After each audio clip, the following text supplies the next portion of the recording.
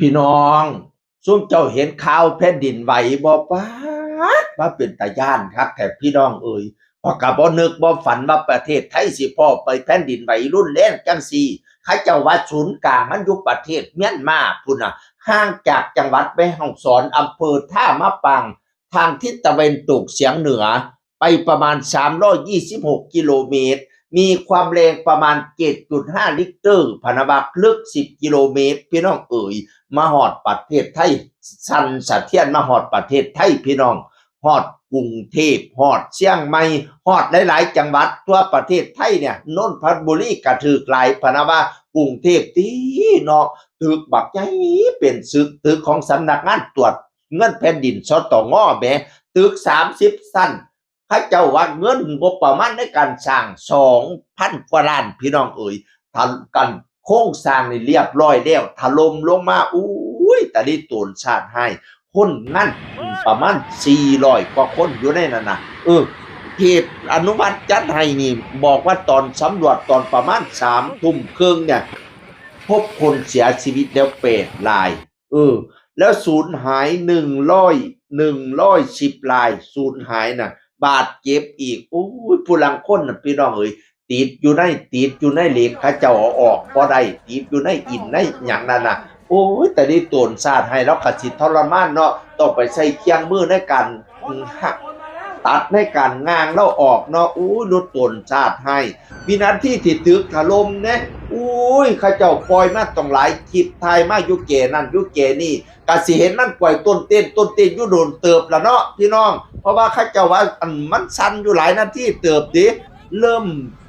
จุดเกิดนี่13:20พะนะว่าแล้วก็สั่นอยู่หลายนาทีเติบแล้วก็มีอัปเตอร์ช็อกอีกหลายเที่ยบางเพจก็ว่า27เที่ยบางเพจก็ว่า44เที่ยอุ้ยมันอัปเตอร์ช็อกมาหลายเที่ยเติบพี่น้องเอ๋ยถล่มมาซั่นอุ้ยตาย้านให้เขาเจ้าถ่ายคลิปมามุมนั่นมุมนี้เนาะตึก30ชั้นสำนักงานตรวจเงินแผ่นดินน่ะโอ้ยบ่ทันได้ไปตรวจทั้งอื่นซ้ำสิถือเขาตรวจก่อนติอัน2,000กว่าล้านคือถล่มลงมาเขาเจ้าก็พากันเป็นงงสงสัยพี่น้องเอ้ยถล่มลงมาเขาเจ้าจับภาพให้เป็นตาย้านอีหลีเออกองอวบยอบลงกับพื้นก็ยังว่าบ่เหลือซากเหลือหยังจักหน่อยได้สูงต่อสูงกองอวบยอบลงกับหม่องขี้ฝุ่นไตฟุ้งตลบอบอวนคนแล่นหนีกันชุลมุนอีพ่ออีแม่ข้อยเอ่ยโอ้ยตาย้าน บัดนี้หลายอาคารเนาะตั้งแต่อาคารพี่หนุ่มช่อง3กำลังจัดรายการโหนกระแสอยู่นั่นแหมปล่อยต้นเต้นได้หยุดจัดรายการกะทันหันคนว่าซั่นลังออกมาเต็มถนนพี่น้องเพราะว่าเขาเจ้าต้องออกจากตึกสูงนี่มาอยู่กลางถนนอยู่หม้องเดินอยู่หม้องที่โล่งแจ้งนะโอ้ยตาย้านคักพี่น้องอันตึกนั่นตึกหนึงเนาะอันที่มันมีสระว่ายน้ำอยู่ข้างเทิงนี่แหมเฟียดจนว่าน้ำลงมาจากตึกโอ้ยปะโถอีพ่ออีแม่ก็เอ่ยเกิดเป็นผู้เป็นคนมา50กว่าปีก็บ่พอจังสิจักเสียโอ้ยศูนย์กลางอยู่ประเทศพม่านี่ก็ถล่มหลายตึกพี่น้องโอ้ยเขาเจ้าถ่ายคลิปมาเนาะวัดมาห้ามสถานสถาปัตยกรรมเก่าๆก็เสียหายหลายหม้องประเทศพม่าก็ได้โอ้ยอีพ่ออีแม่เผยตาย้านคักตาย้านแน่เบิ่งแต่ละมุมแต่ละแก่น่ะเขาเจ้าถ่ายลงคลิปเบิ่งน่ะโอ้ยให้อันปลอดภัยกันสุผู้ทุกคนเด้อรัฐบาลก็ให้สำรวจหม้องใดเสียหายแน่เขาเจ้าก็ให้สำรวจกันอยู่ตอนนี้ก็ได้โอ้ยตาย้านคักโอ้ยอย่าสุดได้พบได้พ้ออีกเด้อบัดนี้เด้อสา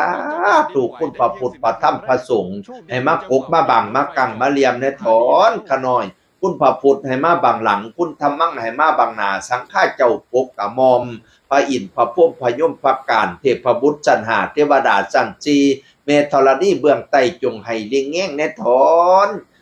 เจ้าปู่เจ้าย่าเจ้าผู้เจ้าผาเจ้านาเจ้าให้มเหสักลักบ้านภูมิสถานเจ้าที่เจ้าทินผู้อยู่นั่นเจ้าฐานยุนผู้อยู่นี่ให้มาสี่ซองแง่งแน่ถอนอัญญาเอ่ยสิ่งศักดิ์สิทธิ์ทั้งหลายเอ่ยเทวบุตรผู้อยู่เมียงฟ้าเทวดาผู้อยู่เมียงหมอกแทนปกแต่บ่เฮาแทนเฒ่าแต่โบราณลูกมาบ้านหลานมาเอิ้นเชิญเจ้ามาปกมาบังมากังมาเหลี่ยมให้สิ่งบ่ดีมันปัดไปน้ำทาเสด้อ อย่าสูวนอย่าสูเวียนมาเกิดอีกทอน